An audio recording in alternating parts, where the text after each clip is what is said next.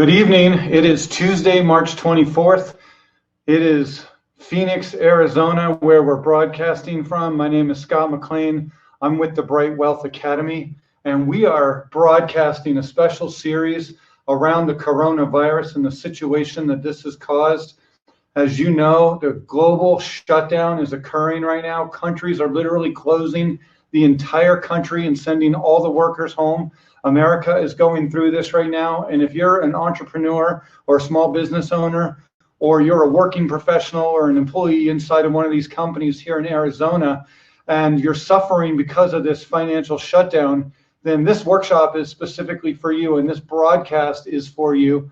And each day as we go through this process, we're going to do that together as the Bright Wealth Academy. We're going to be here to provide answers, to provide a community, and to give you the training you need to help the money that you do have in reserve to last as we go through this financial shutdown.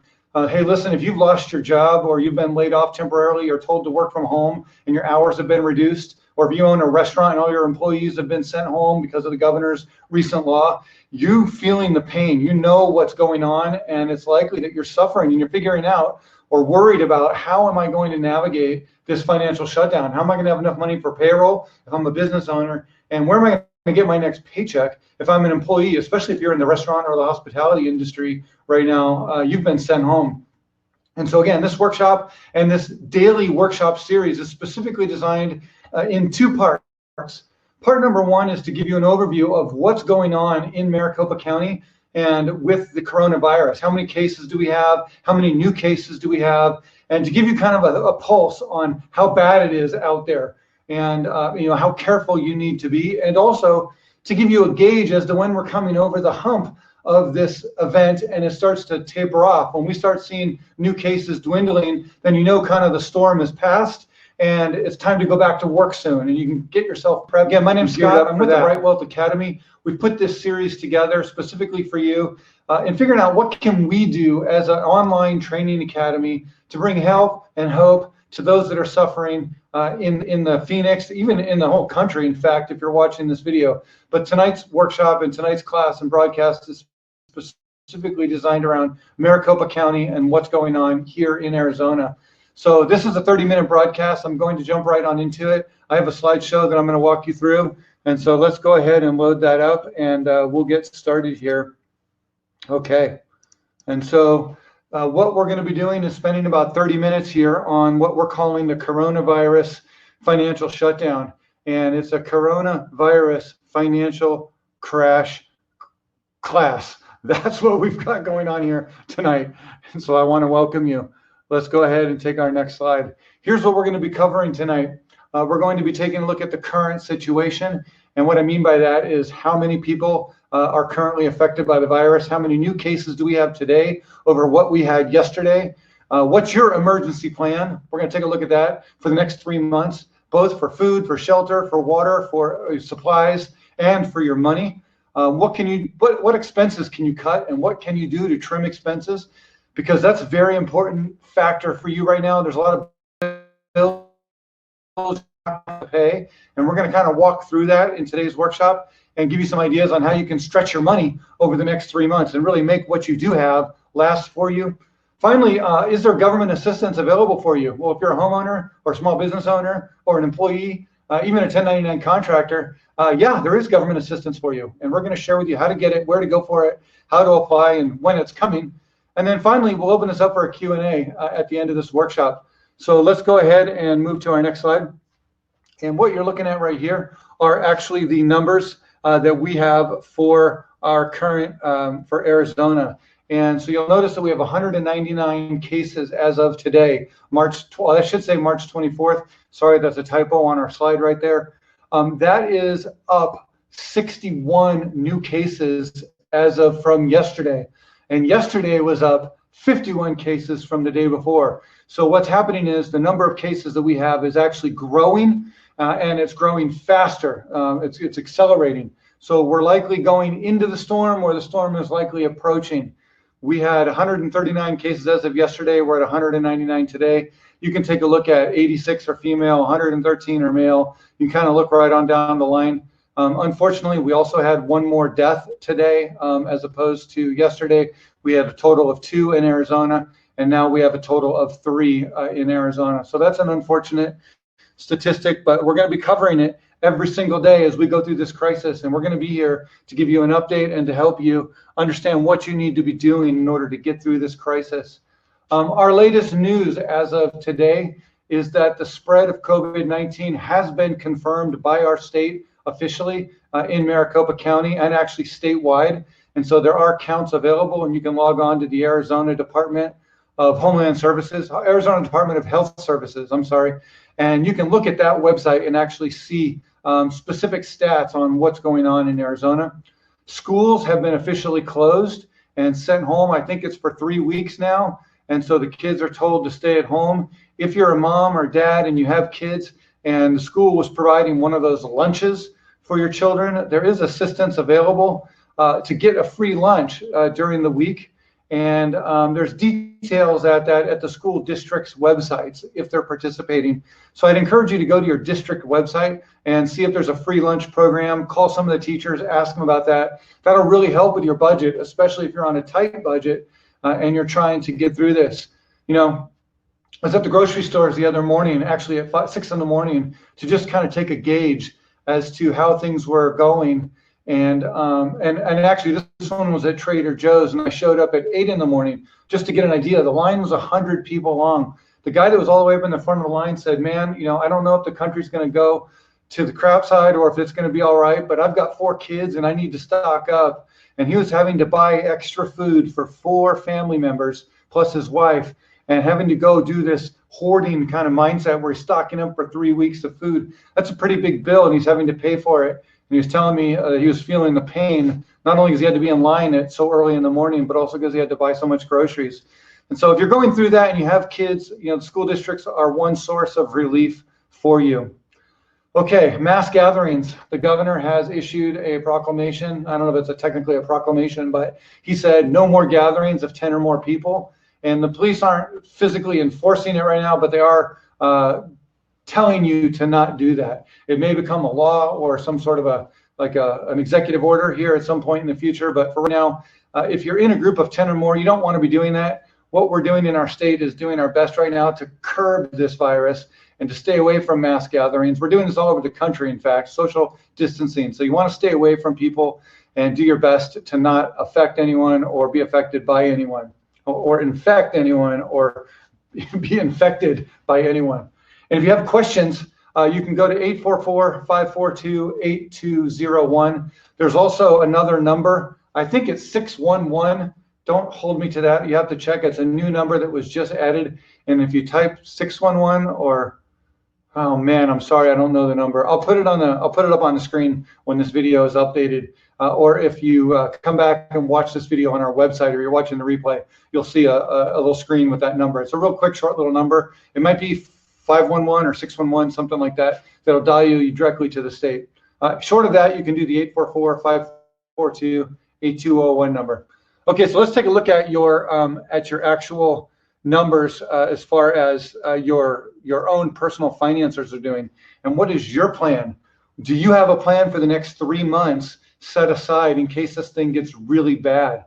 And what I mean by that, there should be 3 components to your plan. First should be your food, your water, and your medicine. And so how much food do you have? Do you have enough for 2 weeks, 3 weeks, 4 weeks for your current family? You know, these supplies are in short supply right now at the grocery stores. Not only are they in short supply, they're limiting the quantities of things that you can buy. So you're going to have to go maybe early in the morning. There's lines of people there, 100 people long. You might be able to get in. I'm not sure if you're elderly early. Some of the stores have that, but you're going to want to stock up on food and make sure you've got enough for a total shutdown in case the virus outbreak is just horrible in Arizona. Number 2 is water. You're going to want to budget or allocate or have on site a gallon of water per day per person in your house. And so some sort of filtration systems are great if you've got that, but definitely you're going to want to have like a 5-gallon jug of water or bottled water, a gallon a day for people, and maybe 2 weeks, 3 weeks of water supply just stored up just in case. It's a good emergency procedure to have. And then medicine, any sort of medicines, cough drops, cough syrup, nausea medicine, Advil, Tylenol, that kind of stuff. You're going to want to stock up on that ahead of time before you get sick, because when you get sick and you go to the store, it might not be there. You might actually have to wait first thing in the morning in line, get there early, about an hour early, so you're first in line, and then go straight to the medicine aisle to get that stuff now in advance, because it is being depleted off of the shelves in Arizona. Okay, number two, or part two of this workshop, we're about 10 minutes in right now, and so we're leaving the bulk of this class. We have 20 minutes left to run through really quickly what are some financial steps that you can be taking to cut expenses and save on the money that you currently have. And so in this section, we're going to go ahead and take a look at what you can be doing. Now, I'm going to put a file online on this webinar that you can download, and it's going to look similar to that worksheet that you see right there. And let me go ahead and make this available right now. Okay, you should see that on your screen right now on the webinar, where you can download this file. And this is a monthly cash flow worksheet that's going to help you really quickly budget both the income and the cash reserves that you have, and then any expenses you have. And what we're going to do is budget those in 30-day increments for the next 3 months. So you're really going to fill this form out 3 times, one for the month of April, one for the month of June, and once for the month of July.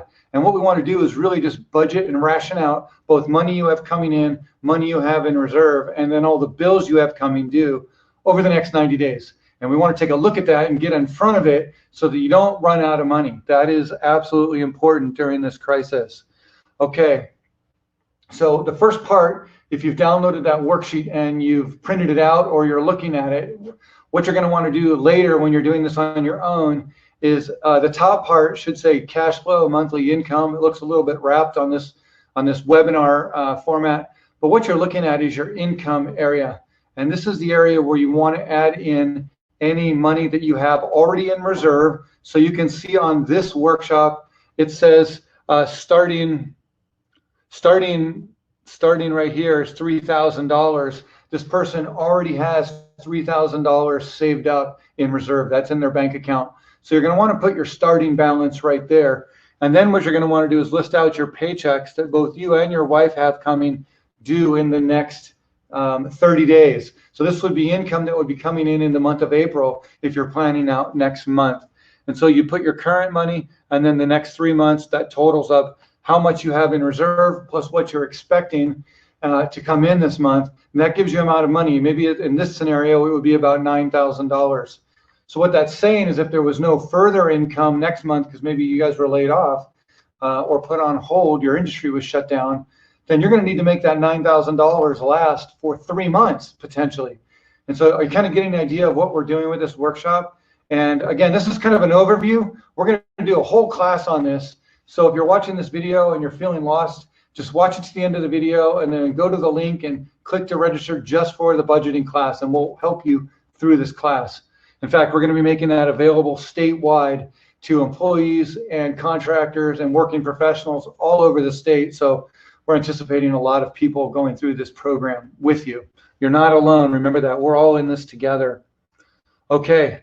After you've listed your income at the top of that worksheet, the next thing you want to do is list out all of your recurring monthly expenses, like your rent or your mortgage, your homeowners association, your property taxes or property insurance, your car payment, maybe your cell phone payment, any sort of cable that you have or internet access, your Hulu account, your, all these accounts that you have going on over and over and over and over again, month after month after month. You want to list them out and list them out from the 1st of the month to the 30th of the month, and then list out how much each of those bills is and list that out on the paper.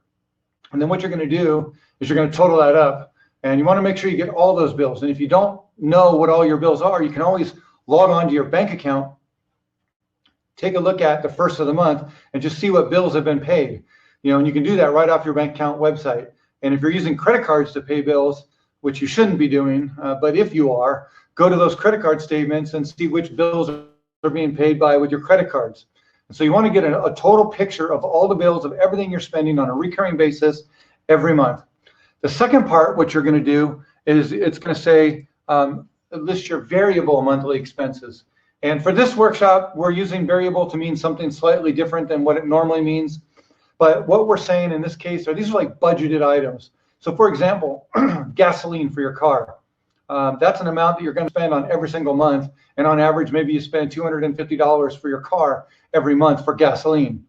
Maybe food and groceries and going out, you normally spend $1,000 a month for the family. So you want to put that in as a budget item.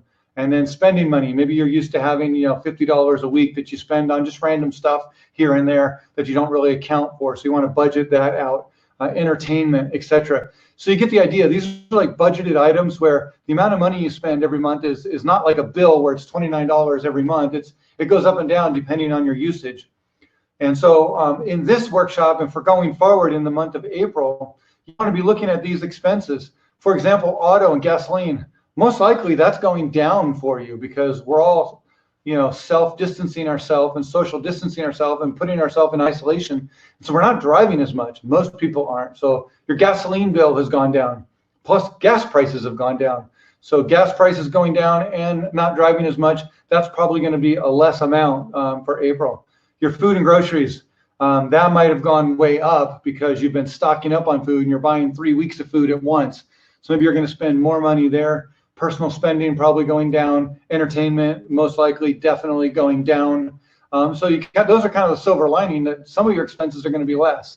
But again, what we're doing with this whole workshop is figuring out how much money do we have coming in at the top, plus what do we currently have in reserve, and then how much of my bills for this month of my recurring bills, and then how much am I budgeting for those other items. And what you want to do is total up all those expenses and then subtract them from how much money you have in reserve plus income coming this month. And in this scenario, you'll see that total cash starting was $3,000. Then we had income of $6,000. The recurring bills was $2,769. The total variable monthly was $2,000. You kind of get the idea of what's going on right there. Let me turn my video off so you can see that right there. So what you want to do is do this for your current month, and then also with every month going forward. And what we want to see is how much money is actually left over. So for example, at the end of this month, which would have been April, after spending money on everything and not cutting any of those expenses, if we just paid every bill due next month, and some of those bills, again, you don't have to pay next month. There's a wave across the country of lenders and vendors that are normally charging you monthly money, and a lot of those people are putting those bills on hold or being told to put your bills on hold. And so I'm going to tell you about that in the next slide here in just a second. But the whole idea is after you've taken the income that you have and the reserves that you have and subtracted out all your current bills for this month, how much is left over? Normally that money that's left over is your investable surplus. That's the money that we would be persuading you to invest to grow your wealth somehow. But in this scenario, I'm saying save that money and use it for next month's starting budget. So if we started this month with $3,000, we paid all those bills. Now we have for $4,231. That will start up for next month for $4,231, and then we'll calculate any income coming in next month and any bills next month. And we're going to trim those bills down. The whole idea is to do this exercise for the next 3 months and make sure that you always have money rolling over to the next month and you're not running out. And if you're running out, you need to stay tuned to this class because we're going to help give you ideas and help get you relief and tell you about that. Okay. I know we're covering a lot here, guys. I wanted to keep this class to 30 minutes so that it didn't take up your whole night. And I also wanted to provide as much value as possible. So we're moving through this quickly. You can always hit pause and watch this later on the replay and kind of catch up. I know I'm talking fast. All right. 3 things you can do. And again, this says March 23rd. I'm sorry, this is from yesterday. We'll do better on tomorrow's slide. This is day number 2 of us doing this live broadcast. So we're still working out some of our own kinks. Okay, cutting expenses. What you're going to want to do is figure out what expenses can you cut, what expenses can you delay, and what expenses can you cancel. And when I say cut, I mean trim it down a little bit. Can you call your cable company, for example, and lower the bandwidth slightly? Or can you cut your groceries down slightly? Or can you, call your gym membership and go from the premium to the basic version? Or can you call any of your providers and trim that bill down, take a less expensive version of it? Delaying expenses. There are a lot of vendors and a lot of lenders out there that are not going to make you pay for the next 3 months or the next 2 months your bill. They're not going to ding your credit. They might charge you interest. They may not charge you interest, and they're not going to charge you your bill. For example, home loans. If you're an FHA first-time home buyer and you have an FHA loan or a government loan, that program is that you're not going to be billed. You're not going to have to pay your mortgage or your interest for the next month. And other lenders are also doing that. It's very wise of you to call your home lender. And if you're suffering because of this crisis, or you think you're going to run out of money in 2 months and you're not going to make it through to 3 months, then call your lender and say, look, I'm going through a crisis because of coronavirus. What is your policy on that? And talk to your lender for your home loan. Same thing for your auto loan. Call up your auto loan company and do the same thing with them.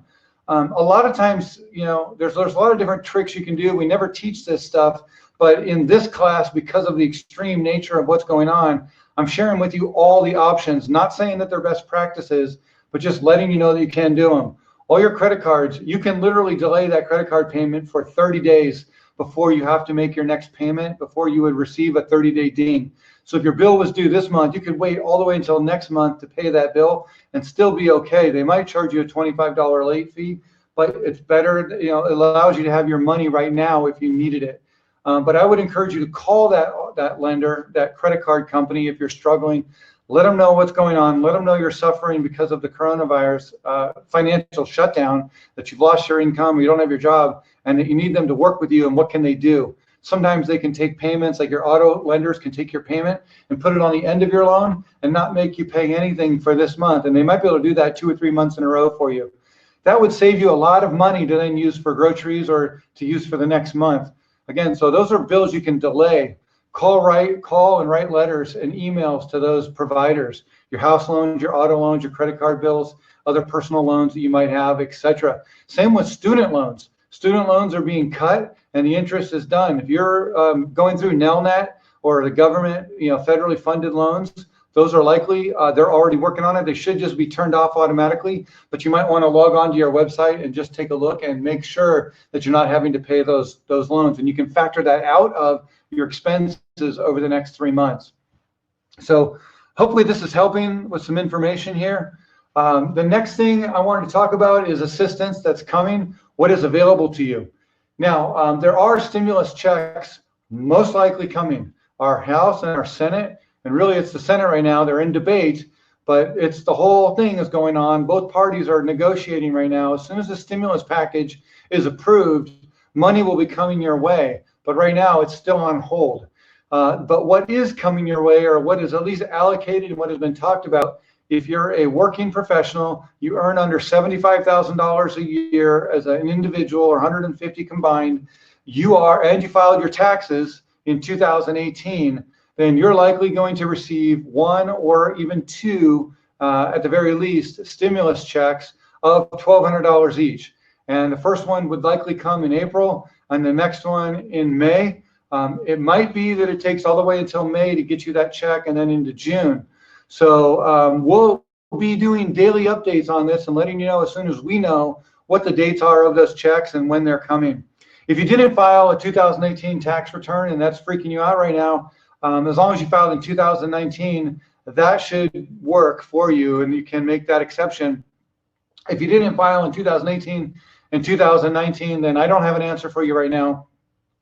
We'll update you on that going forward as soon as we know. All right, disaster relief for small business owners and homeowners as well. If you go to the Small Business Administration, Maricopa County has been classified as a coronavirus disaster as part of the national disaster. This means that funds are being made available to small business owners to make payroll, to pay off notes or loans that are due to them, and to pay for some capital expenses in some cases, and to keep your business going. And these loans are available up to $2 million at a very low interest rate. You will have to file tax returns and paperwork, and there is an application process, but you want to go to SBA.gov and find for your area and apply for that loan. If you are a small business owner, you're going to want to get yourself in the queue. You might find that the website is delayed. We've got reports that the site is very slow, that a lot of people are filling out their applications, but those funds are available to you, and it's there to take advantage of. So I'm strongly encouraging you, if you're doing that, if you're a business owner, to go to that website and apply for that. And again, you will need your tax returns for that as well. And we'll give you more information on this as we go forward. We're going to open this up for Q&A. Typically when we do these web classes, although today we're not set up to actually do that. So if you do have a question, what I'm going to want you to do is email me at scott@brightwealthacademy.com, and we will get back to you with that question, or answers to those questions. And we're going to be doing these daily broadcasts every single day going forward until this crisis is passed. And we're going to make sure that we are here for any person that you know that is struggling or suffering financially or going through the pain of not having enough money to get through this crisis. This is going to be a resource, this website and this web series. So have your friends register. We'll be sending out announcements every single day for the program, and we're here to help you. Remember, you're not in this alone. We're all in this together, and the Bright Wealth Academy is here for you. My name is Scott McLean. I will see you tomorrow night. We're likely going to change these to 5:30 or 6, but check our website at brightwealthacademy.com. And until then, stay safe and be healthy.